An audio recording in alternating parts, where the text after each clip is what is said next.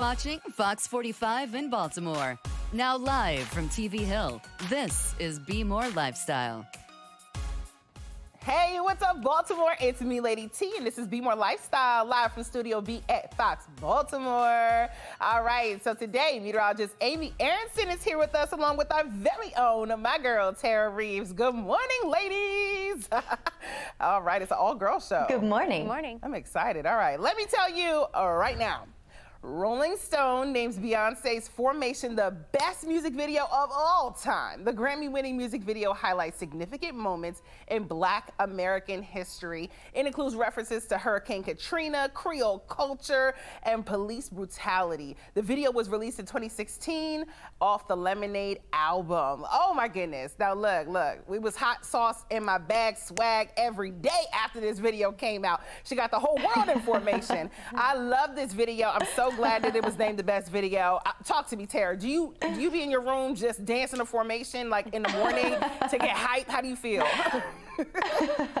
I absolutely love Beyonce. I don't know if you've watched the video, then you see the iconic scene where she's standing on the front porch dressed in black with the hat tipped down. Yes. And she has a massive, it's like these rhinestones. Girl, I tried to recreate this look for a wedding. I feel like I pulled it off, but it was like the stacked layered necklaces. I still go back through my pictures, and during wedding season, I try to recreate that look again. Wait, did you have because of course Queen Bee, she's always. Did you have the braids too, Tara? I did not have the cornrows. I could. There's a limit, right? There's a limit to what I can attempt to pull off. She said there's a limit. All right, girl. I hear you, Boo. I hear you. Okay, Amy, what do you think about this? Are you? I want to see those pictures, Tara. Right, Number one. Yeah, that sounds awesome. Yeah, that's pretty cool. I didn't even know they ranked music videos, but certainly a memorable one, and one obviously that's going down now in the record books. I cannot dance like Beyonce, so I was you not can't dancing dance like around my room with Beyonce. this. I can. I do it every morning before I come to work, okay? But what, Tara, why did I picture Moppy like right next to you going like this? Imagine that, She could try and pull off the cornrows. Yeah. I feel like he could, Bobby got the cornrow part. All right, now we want you all to tell it, which music video do you think is the best of all time? Vote now on our website, foxbaltimore.com/vote. When you get to the website, make sure you click on the Lifestyle tab. You can also vote on our Fox 45 News app. At the end of the show, we're gonna see what everybody thinks. All right, let me tell you, a vehicle that has been deemed uncool is now filling driveways. The minivan is experiencing a major comeback. According to a report from Cox Automotive, minivans sold for 8% above the sticker price last month. Wow, so this is not what I thought was gonna be happening now.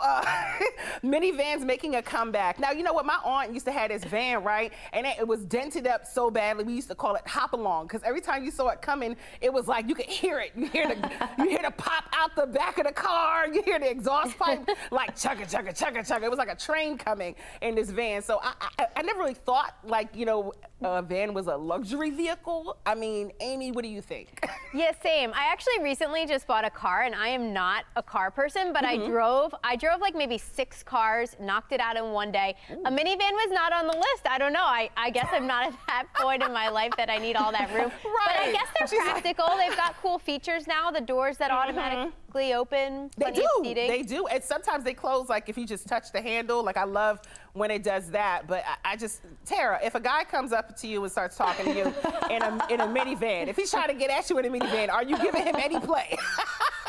What do you think?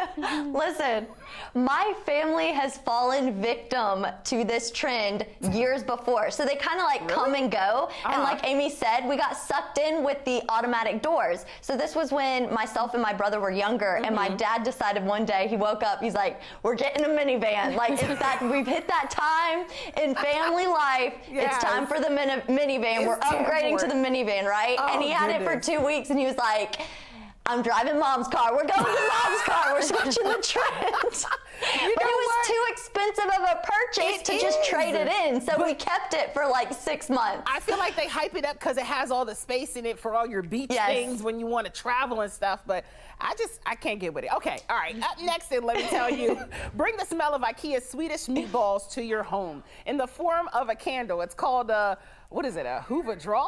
And it's available in IKEA store in a box package aimed to recreate the sensory experience of being inside IKEA. The package package, which includes the meatball candle, is a part of the sweepstakes honoring the 10th anniversary of IKEA's U.S. Family Rewards program.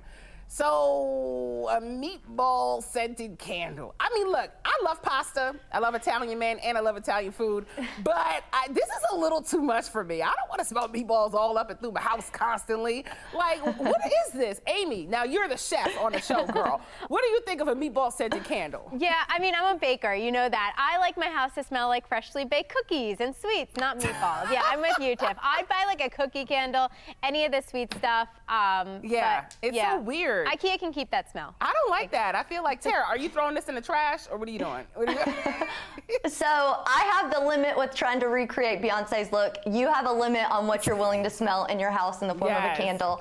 I think for me, I don't know if it would necessarily entice me to want to buy more meatballs. Right. I used to have this bad thing where I always wanted cake or sweets, cupcakes. Right. And I started buying the chapstick that has the cake flavor. It's like cake batter or something. Okay. Girl, that curbed my appetite because I would put it on my lips. And you feel like you're eating it. You feel like you're eating what's what's in on my your mind. I felt like I was killing the craving. But I don't know that the candle would do that. Not what you trying to trick your I don't stomach. want to smell meat. I care what you trying to trick your stomach, girl. Well, no meatball scented candles here. Thank you, ladies.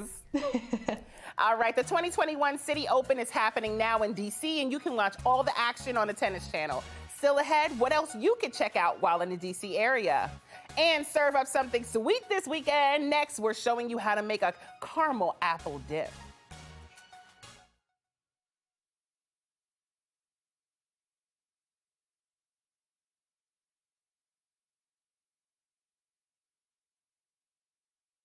You're watching Bmore Lifestyle.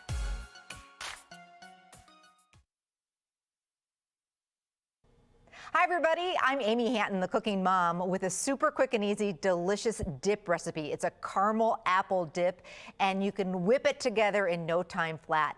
So the first thing we're going to do is we're going to start with 1 block of softened cream cheese. And if that cream cheese is a little more at room temperature, the dip's going to come together even quicker. Then we're going to add to that some brown sugar, some caramel sauce. You can just find that near the ice cream at the grocery store. And a little bit of cinnamon. You know what they always say, if you eat fruit or serve fruit and veggies with a dip, they will eat it. So this is a really fun kid-friendly dip. You could lighten it up by using light cream cheese. You could back out on the amount of caramel and the brown sugar if you wanted to lighten up a little bit. I'm using a mixer just for a second or two just to combine it. Just takes a minute. This will last in your refrigerator for a couple of days. And we literally are at the finish line. I told you that was quick and easy.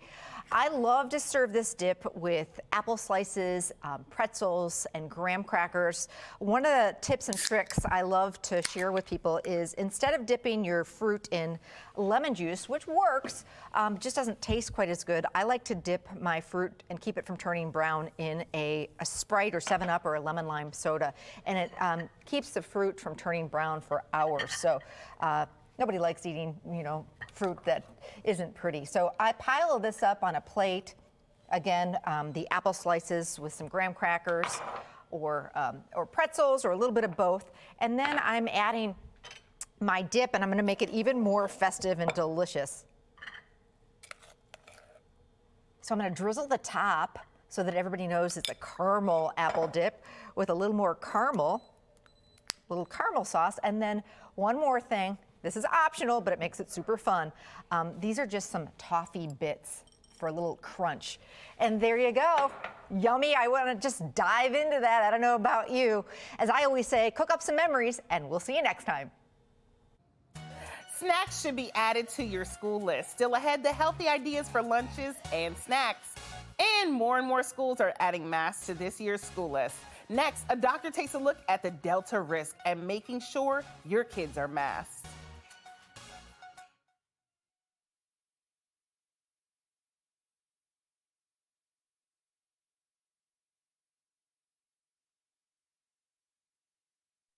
This segment is sponsored by GBMC Healthcare. As kids return to school, most of the area counties are mandating masks for students. Joining us to talk about COVID-19 masking guidelines is Dr. Theodore Bailey, Chief of GBMC's Division of Infectious Disease. Welcome to the show today, Dr. Bailey. Good morning. All right, so can you tell me how dangerous is the Delta variant for children? Well, we do see increasing numbers of infections, and I think a higher percentage of the infections that children might get might translate into symptoms and translate into illness. So of all the variants that we've seen, this is the variant that we're the most concerned about. Okay, so when do unvaccinated children still need to wear masks? Well, right now, one of the things that we know is that even vaccinated children and vaccinated people with the Delta variant are able to shed it in quantities comparable to what an unvaccinated person would do. And so part of it is not just protecting yourself from acquiring it, but if you have it, don't have symptoms, don't know you have it, you're going to be less likely to spread to your classmates, and then maybe bring it home also to your family. So it really is important, vaccine or no vaccine, to be using the masks in a school setting. True. Okay. So for kids who are already vaccinated, why is it important for them to still wear masks in the classroom when they return in a few weeks? Well, so there's the ability to acquire the virus from another vaccinated child near you, acquire it, and take it out into the community and contribute to a community level spread. And so since this is going to be, hours upon hours of sort of close proximity, this is a place where with the Delta variant, there's the ability for somebody to bring it in without symptoms, spread it to somebody who also won't have symptoms, and then spread it out back into other families and elsewhere in the community. Okay, Dr. Bailey. So how will masking be possible for students during lunch, gym, and stuff like music class?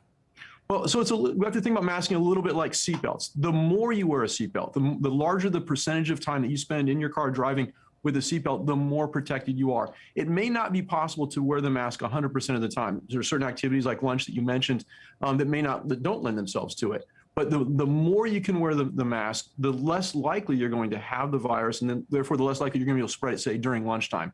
And I would say for lunchtime protection, the schools are going to be needing to look at ways to reduce risk without masks. So some activities may need to have supplemental measures to prevent transmission. Okay, so do you have how can we find out more information in regards to masking for children in schools? So that's going to be both the individual school district itself, because I think in Maryland, there's been a strong commitment to individual school districts, sort of looking at their local issues and making their decisions, but also looking at state requirements. Those may develop over time. So just looking to the governor's office for what their recommendations will be. He's been working in close proximity with public health officials. So that would be really the two sources, your local school district and the governor. Okay. All right. Lots of great information. Thank you so much for joining us today, Dr. Bailey. Sure. All right. Yeah, we ended yesterday on a beautiful note. Check out all these pinks and purples and bright reds in the sky. These views came to us actually from locations well north of here. We're starting in Boston, Massachusetts. The sky looked like it was on fire last night. Same goes for New York City. Just an incredible view of the sunset there. And they weren't alone. Another pretty picture from Rockland, Maine. You can see that glow on the water there. We saw some pretty sunset views last night, but today the clouds have taken over. And those clouds are actually from a weather maker that's passing by to our south and east. An area of low pressure is barreling up the coast, creating a rainy day at the beaches. For us, we're not necessarily tracking rain, but I think we're going to remain stuck under those clouds today. A yucky day at the beaches, rainy and windy, low 70s. Best to not be on the sand today, but fortunately things will brighten up both Thursday and Friday, welcoming back some sunshine with temperatures in the upper 70s, low 80s. Here at home, that rain will stay off to our south and east. We should see some breaks in those clouds before the day is over. Overall, Joe, cool and cloudy day ahead of us. As we head through the rest of your Wednesday night and your Thursday morning, we continue to see some clearing, and temperatures will remain not very August-like, actually below average. Today included. So mostly cloudy and cooler today, so perfect to get some yard work done and check some things off your list. I would go for it. We are going to warm things up over the next couple of days, a little more uncomfortable by Friday with the heat and humidity returning. Looking ahead at your 10-day forecast shows temperatures will be climbing back into the mid-80s on Thursday, near 90 by Friday. Over the weekend, we'll dodge some showers and storms on Saturday. And after that, a heat wave gets underway. Temperatures heat their way back into the low and mid-90s as we head through early next week. Back to you. In every area, there's that one place, like when you visit a town, you're like, okay, what represents that town? My name is Vida Ali, and I'm a family member as well as I'm the general manager of Banzu Street. So Ben's was opened in 1958. A lot of the entertainers that performed around town, they would come here afterwards. Duke Ellington, Miles Davis, the Dizzy Gillespie, all of those guys. It became like the hangout spot. There's a photo in the middle room of King and Reverend Jesse Jackson walking in. They used to have a lot of meetings here. So it's kind of a place where everyone felt this was home. So the half smoke is our specialty. It's the half beef, half pork sausage. We're really proud because now that's like DC's signature dish. City Open, exclusive live coverage on Tennis Channel. This Bmore Lifestyle segment is sponsored by Go-Go Squeeze. Lunch is many students' favorite subject. To make sure we keep that subject nutritious and delicious is registered dietitian, nutritionist, and mom, Maya Feller. Welcome to the show, Maya. Thank you for having me. Okay, so where do we start with this? Talk to me. In my family, we've had a lot of luck with bento boxes. I love them because they're very versatile, and these little compartments make it a great way for people to remember to eat the rainbow. You know, in my house, we eat a lot of plants. And so when I'm putting lunch together, sometimes I like to put in a black bean veggie burrito with a little side of guacamole, and I round it out with some fruits and veggies. And one of our favorites and our longtime go-to is a Go-Go Squeeze fruit and veggie pouch. I love them, Tiffany, because they're 100% fruit and vegetables with no artificial ingredients. The Boulder berry flavor is fantastic. It's a combination of berry, carrots, and apple. And so I know that my kids are having fruits and vegetables because those are things that are often missing from so many kids' pattern of eating. Very true. So what if you need a lunch that doesn't require refrigeration? A lot of times, you know, we're thinking, how do I get my kids to have dairy during the day? But what do you do when you don't have a refrigerator?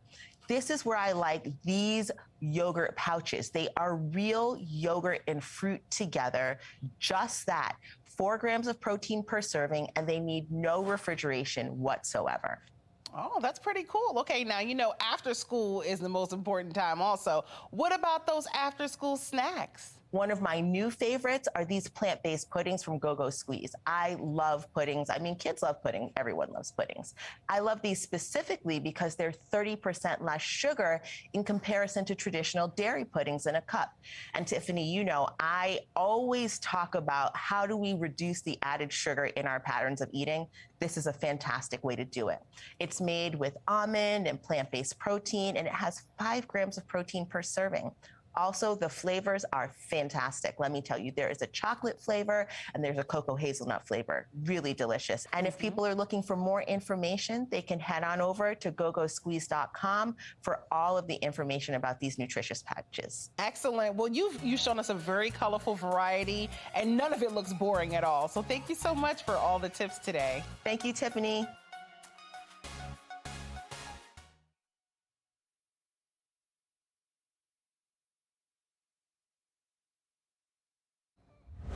Welcome back. And we wanted you to tell it, which music video do you think is the best of all time? All right, here are the results. 48% say Thriller, Thriller Night. I agree, I like that song too. And we've got a great show lined up for tomorrow. Airbnb is going above and beyond to help people affected by natural disasters. The head of the program will share how it works and how you can get involved. Find out how to have your business featured on Bmore Lifestyle. Email us at bmorelifestyletv@foxbaltimore.com. Baltimore, thank you for inviting us into your home. Make sure you follow us on all the social media. I'll see you tomorrow.